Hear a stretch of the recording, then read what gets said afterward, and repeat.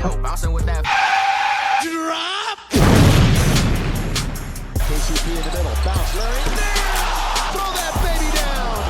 Oh, my goodness. What, Howard? Are you kidding? With some anger. Kyrie get out of that double team. With the hip fake. What a move by Hakeem Olajuwon. Levine, he goes right. Oh! Does anybody know how to post videos?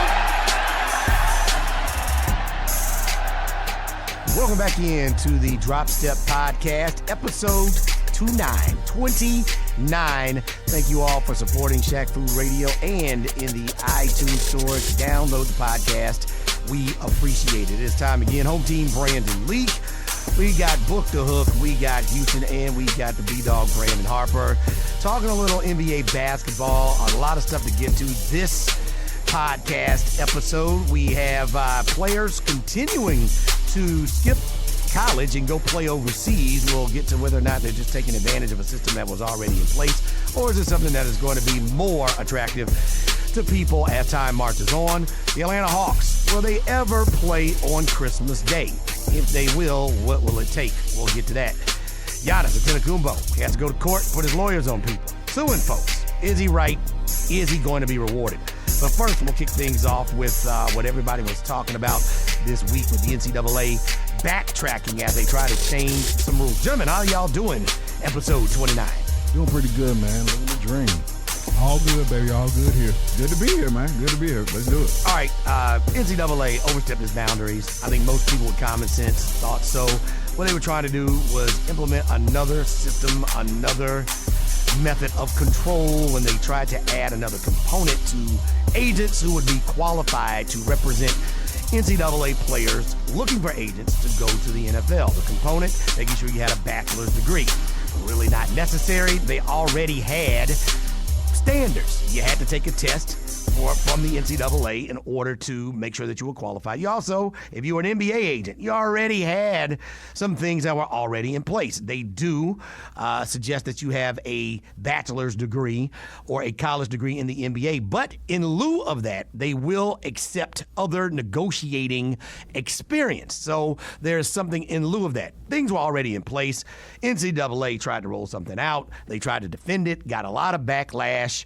Now they are going back to what they had the first time, leaving people and their personal business alone. I'm all for all for having agents to be certified. I'm all for that. But the NCAA kind of, it's like they stick their big toe in their water just to test it out a little bit. It got too hot. And once they start realizing all these comments flying in, they pull that big toe right on out. Oh, well, we were just playing. No, you weren't just playing. You got that backlash that you didn't see coming from the people that you didn't necessarily want it from.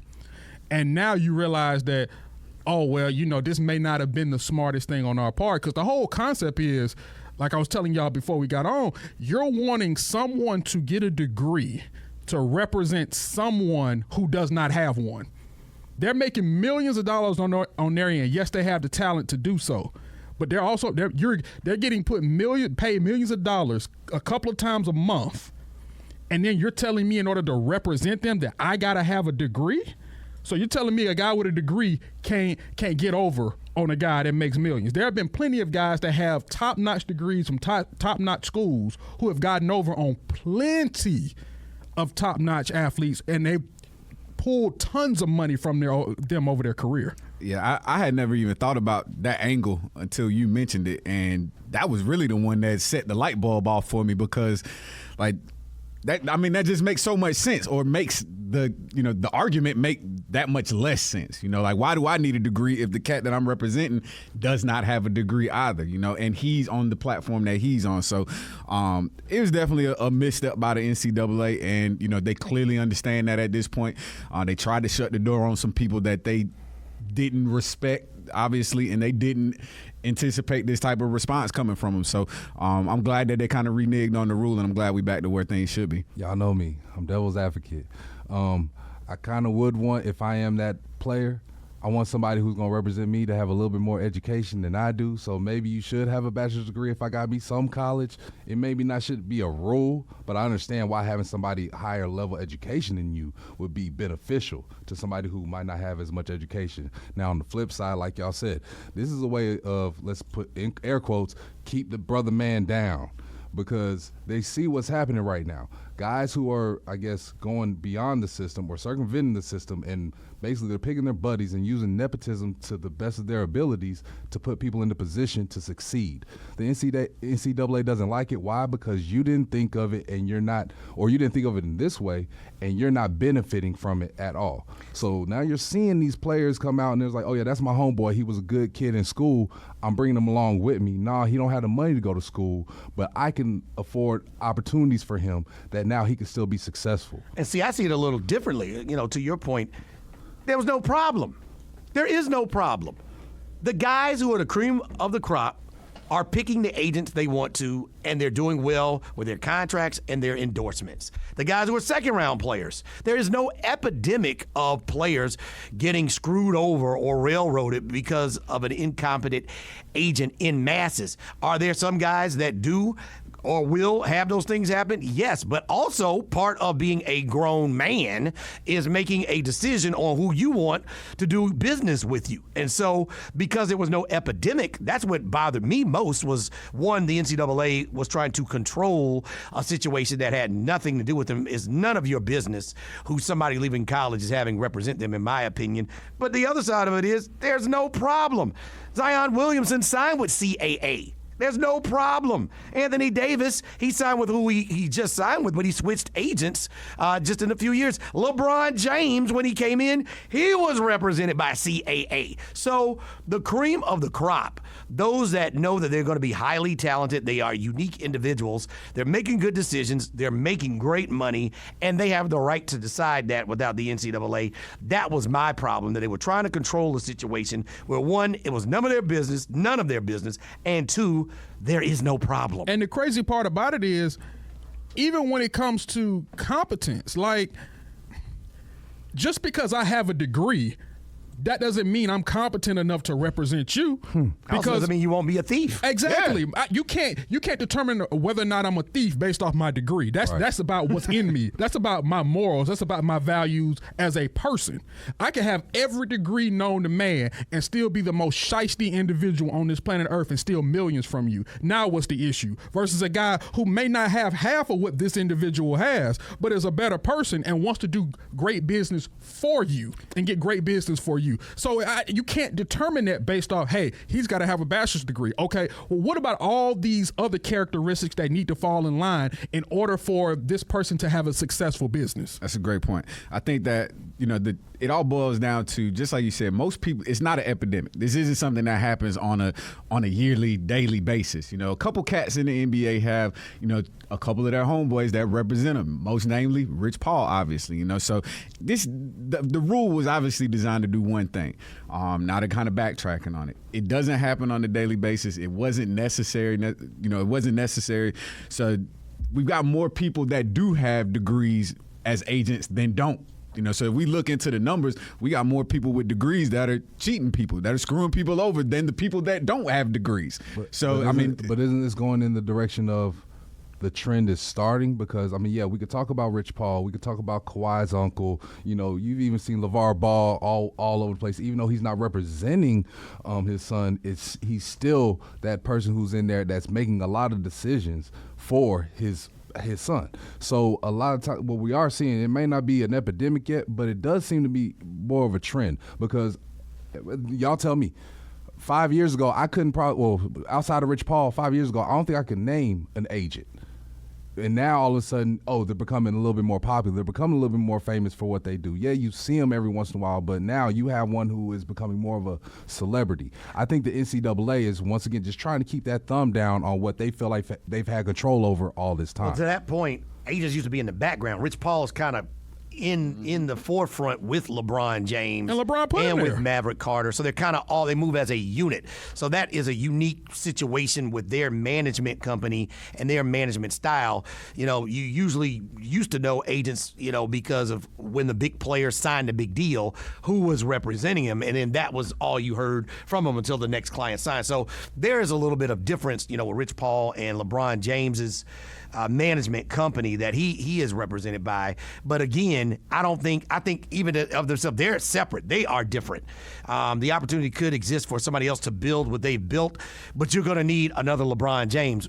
When is that coming? When is that going to happen? Will that ever come again? This guy might be the greatest player, turn out to be the greatest player of all time. How are you going to get that in your stable to get other things that come along with the things that agents need? Well, I still just hold firm. They don't want to see. They see what's going on. They see the little effects, and they're wanting to stop it before it becomes the big tidal wave. I don't know if it's not going to happen in the next few years, and I don't even think that they're going to think that it's going to be a 5, 10, 15-year time period where all of a sudden we have all these friends of players who are now representing them. I don't think that's the case, but I do think that they fear what happens in 50 years, where now you're not necessarily looking at the CIAs and all the big agencies to do what they've been doing all these years. At some point in time, it will take an effect. It's just what it is nepotism. We all try to look out for our own. And the more power that you're giving these players as they've been developing over the years, they're getting way more power than they used to have. They're going to start taking these options. They're at least going to try it out. We've got one right now that's a real big success story. How many more are going to follow suit? I just think the NCAA just doesn't want to see that day come. They're doing everything they can now to stop it from happening 2-3 generations down the line. And they're 0-for-1 right now, and they're going to continue to have they're going to continue to have a losing record as we continue to go on, because if you have a guy that's coming into the league, he may not be the next LeBron, he may not have the hype of Zion, but if he is projected to be a top flight pick and he's projected to be very good in this league, and he chooses a guy who just happens to be related to him or a friend of his to represent him, you're not going to be able to do anything about that. You're not going, because if you hey, we're not going to allow him to do this. We're not going to allow him to represent you. We got this guy over here with a degree, but I don't trust this guy over here. I trust this guy. You cannot tell me who to pay when I'm sitting here making the money. They're 0-for-1 now, but it's just like, I hate going political. We had Obama. That was a big victory. It was only one. It didn't start an epidemic, but what was the very next thing to happen? Make America great again. All right? So after you see what could possibly be done when the thing that you've been holding back all this time, when it actually starts to become successful, you see what could happen from it, you try to do everything you can to demolish it before it gains any real steam. What if Giannis wanted one of his brothers to become his agent in the next couple of years? Not a bad move. Yeah, no power to him. Some of these guys, the dudes, how hard is it to be, or Kevin Durant? What if Kevin Durant's brother became his agent? Exactly. How much do we negotiate? The most. Yeah. LeBron, exactly. how much? The most. Cut me the check. Like, Giannis, that's not enough zeros. How much? The most. I mean, how much are we talking about? We saw Kevin Garnett before he retired. He started negotiating his own contracts. Why? Because you're going to pay me the most. And you don't have to pay that cut either. And taking it to the gridiron. Bobby Wagner, one of the best linebackers, right. just His own negotiated his own deal. Right. Like, if I have my own representation or I'm representing myself and I'm a top flight player and I know that you want my services and I've served you well over so many years, okay, how is this going to go down? I wonder what they would have said if a player wanted to represent himself and he himself did not have a bachelor's degree. It don't matter because you're already paying me millions. What leg do you have to stand on after that? Well, I'm just saying, I mean, if everybody's got to have a degree in order to be an agent, if I want to represent myself, I only went to 2 years of college and then came to the NBA, then what? Then what's your response, NCAA or NBA? I don't get how that would even go down at that point. What's your response at that point? Right. But I think you have to be careful with that one because I think it works out better for you to represent yourself when you are the cream of the crop of the respective league because you have a bar that you can set. Right. Especially if you're a free agent. And if they're going below that bar, okay, I'm going to test out free agents. And more times than none, if you're of that caliber of player, they're not going to want to see you walk out that door. And I also think there's some value in, making sure you do everything you need to do, because agents aren't all bad. A lot of agents who have been doing this for a long time, that's their business. That's how they make their money, off their reputation and what they can get for you. So, again, to me, it comes down, grown men, stop treating folks like they're boys, like they're children, like they can't make their own decisions. Sometimes you'll make a bad decision. Guess what? That's on you. Sometimes you'll make a great decision. Sometimes you make a great decision and you'll switch agents and go in a different direction. That's on you. I just don't think that this whole control that the NCAA was trying to put down was really warranted. There hasn't been a problem. There's not a problem. And they were sticking their nose in business that didn't belong to them. A guy tried to stick his nose in some business that didn't belong to him. He was trying to use the Greek Freak title to sell merchandise. Giannis Antetokounmpo got a hold of it, and he already had filed his proper marks with the Patent and Trademark Commission and or Patent and Trademark Office, and guy, it looks like he might be in infringement. This is just plumb dumb. And you think you can get away with this? You really think you're going to get away with selling stuff using this man's name, and nobody's going to put it on the gram. Nobody's going to tweet anything out. You're just going to be able to make money, print $100 bills, and Giannis won't find out. See, there's a fool, and then you got a new fool. He kind of laying in that new fool type of category. We see Greek Freak everywhere with the big check, Nike check underneath it. We've seen footage of everything, social media, TV. You go out to shoe stores, you see the posters plastered everywhere.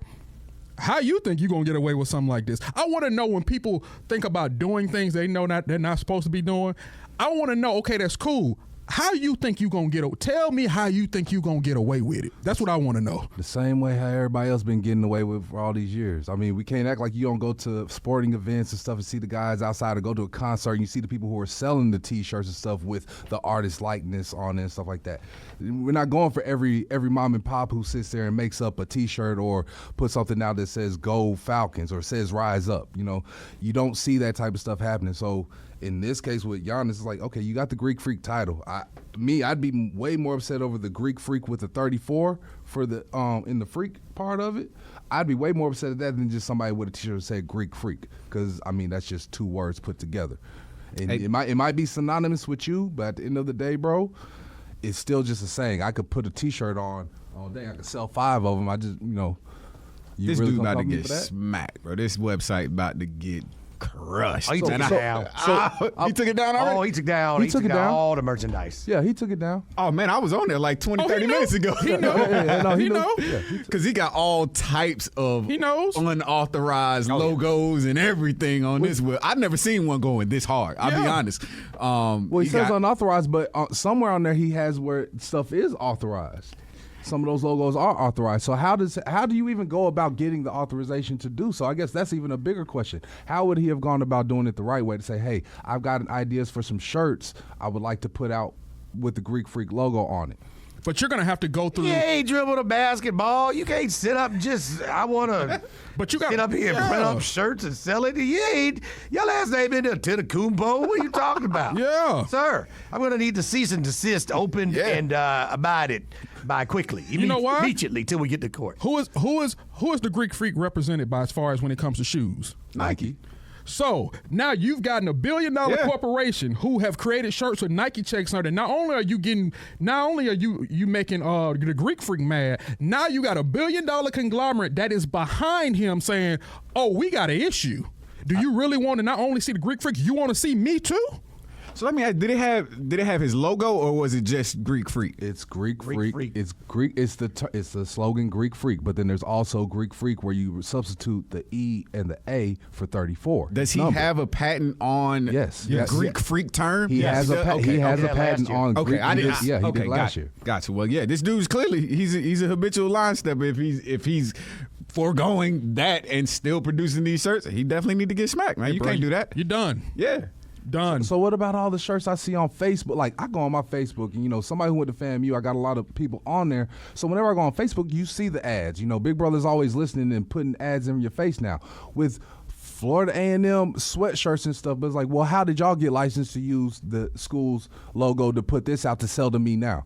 But we don't see them coming after these people. It's the same type of companies, Teespring, all these little custom T-shirts, and all those custom places are doing the same thing. That is true, but I also think especially when it comes to high-profile athletes, like I'm pretty sure if Kobe would have seen somebody put out the Black Mamba T-shirt, like, and you see people making a profit off those things, I'm pretty sure Kobe and Nike would have been like, well, wait a minute, we found this.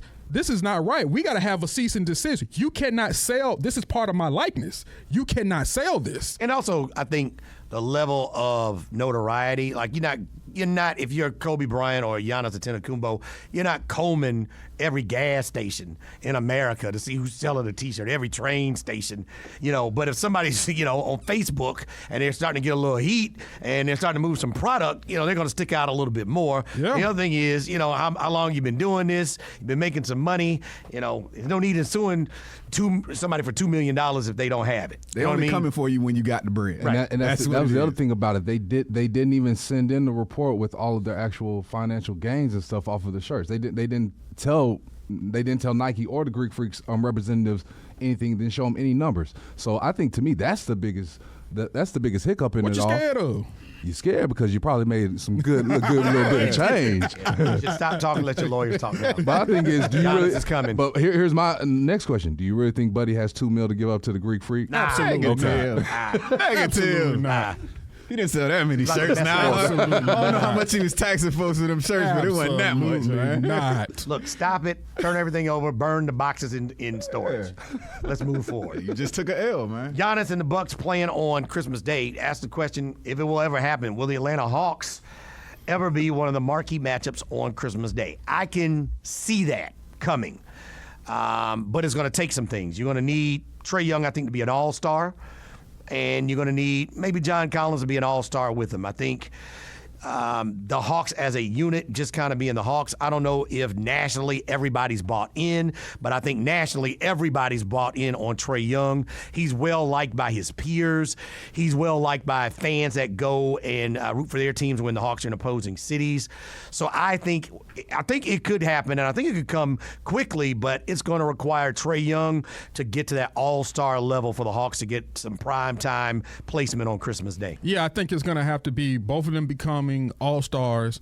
And I also think you're going to have to possibly get into the playoffs a couple of times as well. I think you're going to have to a couple of years, 2 or 3 seasons where you're in the playoffs. People can see you in the postseason. And that's because that's where people get to see what you're really made of. That Christmas Day is not something they just throw out to just anybody. But to both of y'all's points, you got to be all right. So we got to be in the playoffs for a few years. So we got to have all-stars, right? Mm-hmm. We got to be somewhat of a contender. I could have sworn we just had a 60-win Hawks team that was all of the above, and we still weren't going to get no Christmas. But I also think superstars. Though. Yeah, I also think you didn't have Trae Young. Like it was a 60-win team by committee. There was not a star that really stuck out on that team. They were all stars because of the record. They go 17-0 in a month.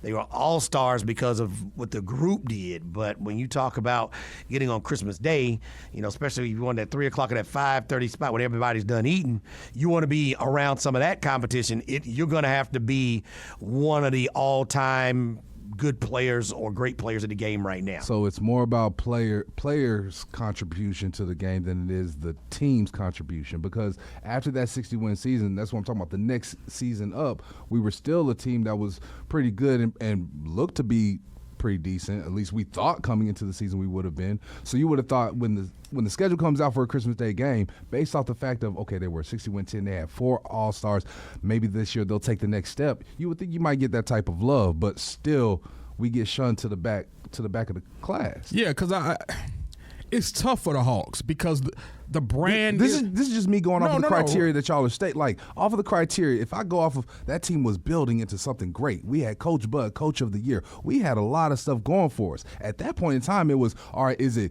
good teams or great players that win championships? And we were in the middle of that type of talk because of what we had at that time. The very next year, it wasn't like we said, oh, no, the Hawks are just going to fall on their faces the next year. They were still a great team at that point. They need stars and they need storylines. Yeah, I think if you look at how they set them up, it's the Lakers and the Clippers. Battle of L.A. LeBron and Kawhi, AD and PG. It's the Warriors going to Brooklyn. KD, if he would be there, facing his old team now with D'Angelo Russell going back. That's stars, and that's a storyline. The Pelicans and the Milwaukee Bucks. The Greek Freak, who might be the next big thing, and Zion Williamson, his rookie season, everybody thinks he could be. So it's star power and it's storylines. And the Hawks, I don't think, have that yet. They have Trae Young, and they have a guy who clearly was in the running to be Rookie of the Year, but they don't have that star power to go along with that stuff. And the storyline. What's the storyline going to be? If the Hawks come out to a great start this year, end up in the playoffs, maybe take a team to 7 games, who knows, pie in the sky, win a series, maybe talking about something. But I think they're going to have to do something, and Trae Young's going to have to do something to get there. And it's two teams that I have to take out for the simple fact that no other team's brand is going to be able to compare to those, and that's the Lakers and the Celtics, because of the history. And just when you see Lakers, that's just it. Lakers they were bad for a while, and they still played on Christmas. Why? Because that's just it's tradition. Lakers on Christmas Day. That's just what it is. And even though whether they're bad or whether they're good, the Lakers are always going to be a storyline. Same thing with the Celtics. So you have to compare your team to what's already a part of that lineup, and how do we measure up? So everybody else has a storyline. Everybody else has some level of player that a lot of people want to see, or the franchise wants to see. Man, do we have it? We're at least at minimum 2 to 3 years off before the Hawks are even in the conversation for some Christmas ball. They're going to have to make some personnel moves. Not only is Trae Young going to have to be an all-star, and John Collins be an all-star, and make the playoffs. All three of those things could easily happen this year. Trae Young could make the all-star team. John Collins was a fringe all-star last year, and they could make the jump to a 8 seed, maybe 7 seed this year. Even with all three of those things accomplished, I still don't think they're in the conversation for Christmas basketball. I think they need another free agent, another name on the marquee to be able to push them to that national level. Even with both of them cats being all-stars, I still don't think it puts us on a national type of map. Because to your point, because if you add somebody in, now you got to find some justification to take somebody else out. Right. Exactly. Now, how is my situation compared to the situation of the team that has to come out because of mine? And that's what makes me say that, kind of looking at the teams that are playing on Christmas this year, and that'll probably be in line to play on Christmas next year. We're not moving the needle the way that those teams are. So even with those things happening this year. Are the Raptors moving the needle this year? The Raptors have a storyline. They're the champion. They're the champion, so they deserve to play on Christmas based off of what they did last year. And they have a storyline. The storyline with the Raptors are your savior has left. Now, how are you going to look? How is this team going to look the rest of the year? The spotlight is going to be on them because they are the defending champions. That's just what it is, regardless of whether the guy that got you there is there or not. Now we're going to see, how is this team going to perform now that Kawhi is somewhere else? That's their storyline. I think we all agree it could happen. It's just not going to be right now, and a lot of it will have to do with. And I agree with Book, who's coming in too. Because just because we have some guys now, I mean they'll all be around here. Doesn't mean that other players, more reinforcements, and more artillery, won't be coming.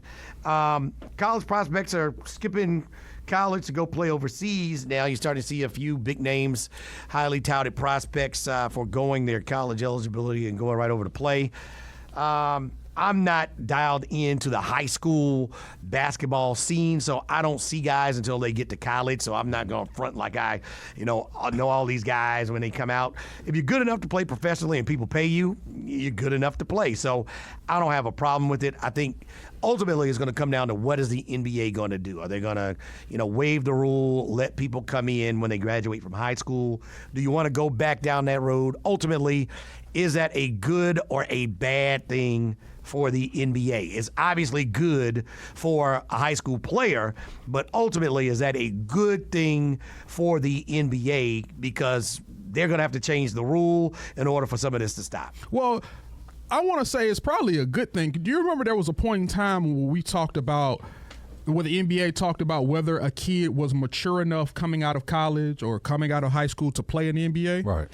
Well, I think this kind of plays into the hand of a guy becoming more mature before he comes over to the league, because he'd at least have some pro ball under his belt somewhere else. And one name I do recognize on here is R.J. Hampton, who was a top recruit who's committed to Duke and decides to go play for New Zealand, if I'm not mistaken. So we want to talk about the maturation of a lot of these guys coming out of college, how they're not ready for the league. Their bodies are not ready for the league. They're not this and they're not that. Well, this could be a maturation solution. Go somewhere else, get some competition against some other pro guys in other countries, and then come to the league and see where their maturity lies at that point in time. Plus, it allows them to put some money in their pocket. Get paid. It's the money. I think at the end of the day, it's going to be a great thing, and the writing's on the wall. I mean, we've already seen what can happen with guys coming straight out of high school. We've had the LeBrons, we've had the Kevin Garnetts, we've had these players that have done it and been successful. We've also had the failures as well,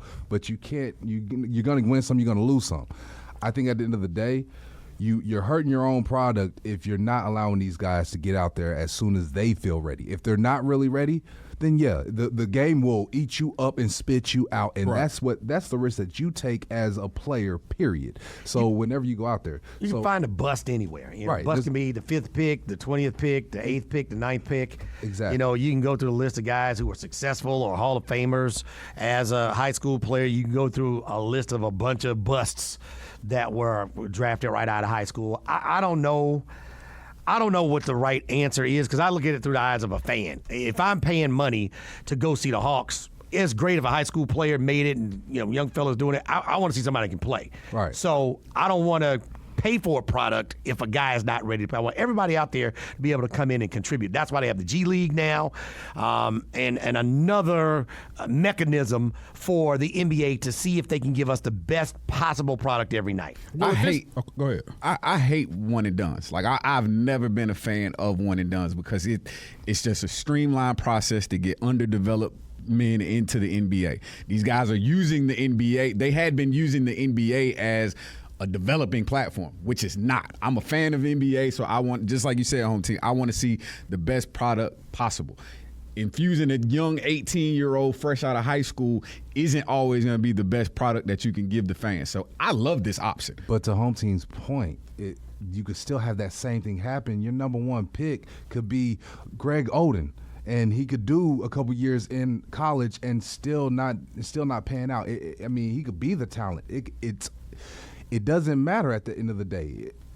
Give the guys a chance. Take your shot. If you want to take your shot, jump. That's my whole thing. Give them the shot of doing it. So that's why I think at the end of the day, this one and done, that was the stupidest thing ever because all you did was show the players, college doesn't matter. And I think that's exactly the what GMs and the scouts and the teams have to show some restraint too. Just because somebody is hyped or they look really good coming out of high school, y'all are the ones that get paid hundreds of thousands and millions of dollars to evaluate talent. So just because somebody throws their name in a hat doesn't mean you need to pick them. That's your job to do. So you need to show some restraint. If a guy's not ready, you have all these workouts and all these meetings. You need to tell his people and make the decision that's best for you and your franchise. So I don't think the players should be blamed for that when an opportunity exists. They want to go and play and live out their dreams.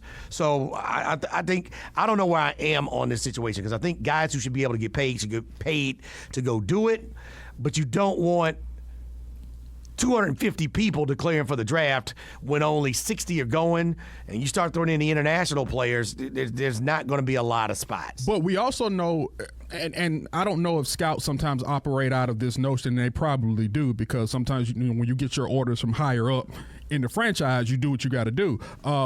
Sometimes, we talk about hype and how hype does not always transfer to the league. But one thing that hype does do is it transfers to dollar signs. Right. And what it does is if an owner or a GM is looking at a guy and he has scouts out there, this guy has a lot of hype. Sometimes there's a lot of teams who don't win, but the outcome is still income.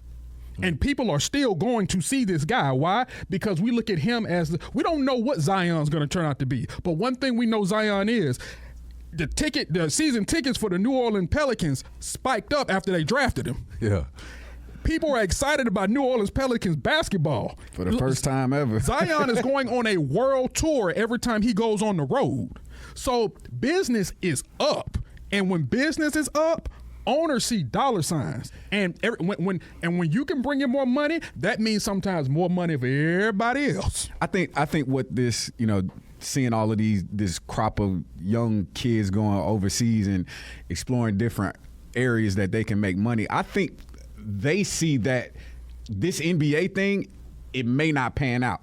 It's not the best. I don't have the best of quote-unquote chances of becoming a LeBron or becoming a Kevin Garnett. So I think they go overseas, make their money while they can, then take a shot into the NBA. That way, if I do make it in the NBA, awesome. I got a little bit of extra bread that I made over here in Australia. If I don't, no harm, no foul. You can still got a little bit of exactly. And you can still play overseas for 7-8 years. I've already cemented myself as an international player now, so I can continue in this stream that I'm in. I think it's a brilliant thing for these kids to be looking outside of the NBA. And the one that takes the L in this category is the NCAA. Exactly. NCAA is taking a whole bunch of L's all around the board. They still gonna make $1 billion. I mean, they're gonna make their money. We can't name 5 stars that played in the championship game. Not 5. Because they're going to make money. When they sign up and that tournament is going and people are watching these games to gamble to win their brackets, they're going to make money. And that's true. They've been able to survive without stars playing 3 and 4 years and building dynasties anymore.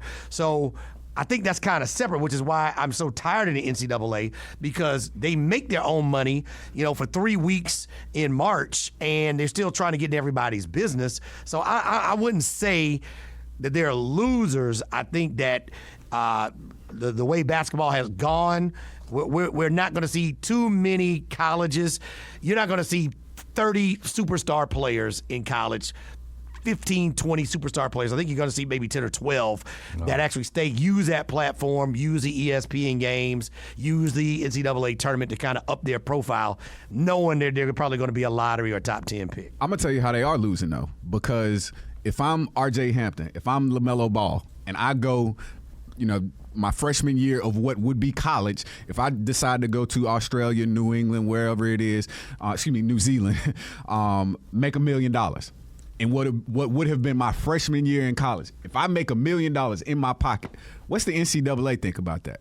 Because that's sending a message like, look, bro, I just went over here and made bread while you're in class, splitting your time trying to get to the NBA. Being a fake student. And exactly, being a student as well, while I got cash and I've been working on my game. So I think the NCAA, in worst case scenario, this is going to open up a can of worms as far as paying these athletes, because I have another it's going to be more talked about, I believe, the more that these guys go overseas and forego the NCAA. Not just going overseas, but even to the G League. What they raised the max salary to $250K for a season, or $150K for a season now, I believe is what it is. Is that high? Yeah. So now you're actually looking at the fact NCAA, you're going to have to give these kids Skyhawks, give me a at call. some point. I mean, I think it's NCAA made $1 billion. $1 billion. But even if you cut that in half, they would still be okay. They're still going to be okay, but like we said, they're doing this whole Rich Paul policy and all that stuff. At the end of the day, they're trying to figure out ways to make it be exactly what they've had all this time, and they're seeing that everybody else around them is adjusting. They're trying to figure out ways to keep it the same way it was. It's not going to work. Eventually, they're going to have to adjust. The way I think that they're losing is because the way that they're adjusting is just showing all of the little dirty stuff that they don't really want us to see, how they really think about us. That's what I think that where they're losing, because the perception of the NCAA right now, it's got to be at its worst that it's been I'm going to have to disagree, and the only reason I say they're not losing, because they keep making money. They keep making – you're not losing if you're making money. They made – of the $1 billion, they made $830 just from the TV. So if nobody went into any of those tournament games, nobody went to the building, they still made $830 million. They do, but I wouldn't say losing, but any entity that makes a lot of money wants to continue to make more and make it and take away everybody else's opportunity to get to the money as well. So if I got guys, 1, 2, or 3, because it always starts with one and it escalates to another number, overseas making millions of dollars and they're not making money for us, at what point in time, even though I'm making all this money, am I looking like I'm making all this money, but I'm missing out on money as well? Because no one's going to sit there and say, well, you know what, I got $1 billion, I'm all right. No, billionaires always want to make more money. The rich don't stay rich being content with what they got. So at the end of the day, if you're seeing all the money starting to go other places, and yeah, you still getting your piece of the pie, but billionaires are greedy. They want the whole thing. So they're going to continue to do what they can to try and keep it. The good thing is there's enough avenues to do what you want to do. Right. And you want to go to college, you can go to college. You want to be one and done, you go be one and done. You want to stay 2-3 years, do that. You want to go play overseas, do that. You want to throw your hat in the NBA and maybe play some time in the G League, you can do that. Basketball is affording a lot of opportunities for guys who are talented enough to do what they want to do. And that's the one thing that I like about this era of basketball right now. One last quick shout out to Rich Paul, because Rich Paul represents the young man named Darius Bazley, Yes. number 23 pick, OKC. Yes. Skipped his freshman year in college, trained for the NBA draft, signed a contract as an 18-year-old with New Balance, got $1 million from New Balance, then got drafted. That's a brilliant negotiation if I'm Rich Paul. Like, that's a win after a win after a win. That's the agent without the degree now. Right, No degree. right. No degree. Okay, I just want to make sure. And did this for a cat with no degree. Well, High school degree. Well, I'll be doggone. You telling me a man with no degree representing a man with no degree? That happened? Boy. NCAA, y'all listening? You mean Boy. to tell me that we can do this without having to have all that paperwork on our back pocket? NCAA? I hope y'all listening. They're going to have to cut the check eventually. Eventually, these boys will Give get paid. me my money. This starts the ball moving to these boys getting Yeah, I paid, think we'll and see I it love in our seeing lifetime. it. They're Yeah. going to get paid. I think college football players eventually they're going to get paid. Oh, too. let's not even get started there. It's going to take some time and some lawsuits and some big lawyers and maybe a big class action suit. But I think in our lifetimes we're going to see, college basketball and college football players eventually get paid because they're working. I think it's labor, and I think they're working and they're generating revenue. That'll do it for episode 29 of the Drop Step Podcast. We'll be back next week. Make sure you download the podcast from the iTunes store, and also give a shout out to our fine friends and folks, our family at Shack Fu Radio. Home team, Book the Hook, B-Dog, and Houston. We'll see you next time. Peace. Hey, y'all, we got plenty of ways for y'all to check us out, so make sure that you go subscribe on either Apple Podcasts, Spotify, Podbean, or even Shack Fu Radio, which plays our podcast every Wednesday and Saturday night. You can also catch us on the YouTube channels for the Drop Set Podcast, 680 The Fan, and Atlanta Sports Set. And last but not least, make sure you check out the Drop Step on IG, Twitter, and Facebook.